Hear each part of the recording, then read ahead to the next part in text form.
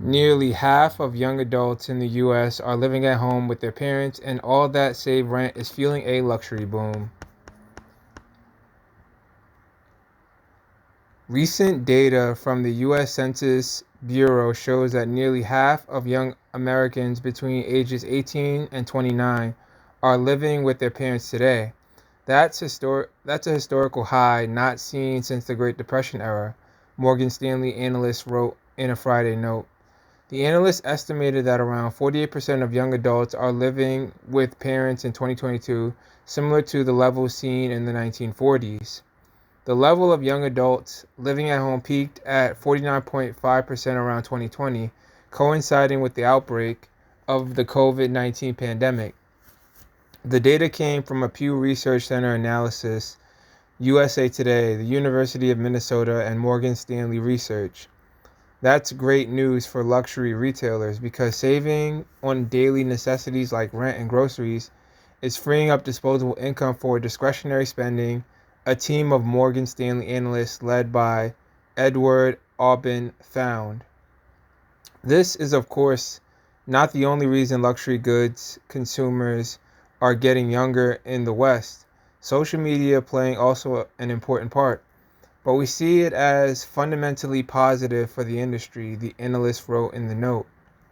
Factors like high rental costs, enrollment in higher education programs, and delayed marriage are also keeping young adults at home, the analyst wrote. When asked about the incentives to move in with parents, 51% of young adults said that it was to save money, and 39% of them said it was because they could not afford rent, according to a December 5 survey from PropertyManagement.com. The survey platform Paulfish conducted the survey of about 1,200 U.S. participants online on December 1st. Similar themes are emerging among British youth, where about 42% of young adults lived with their parents in 2021.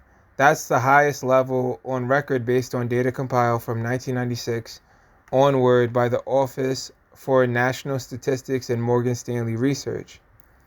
In the first half of 2022, imports of luxury Swiss watches into the UK rose 31% year over year, The Guardian reported in June, citing data from the Federation of the Swiss Watch Industry.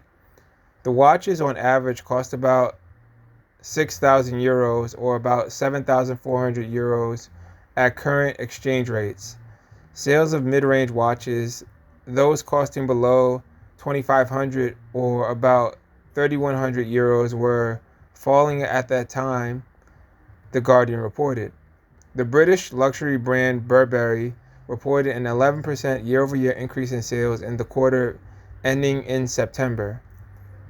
The luxury goods maker LVMH, which owns brands including Dior, Tiffany, Moet Hennessy, and Louis Vuitton, reported a 90% year-over-year increase in revenue for the third quarter of 2022, thanks to the robust demand from Europe, the United States, and Japan.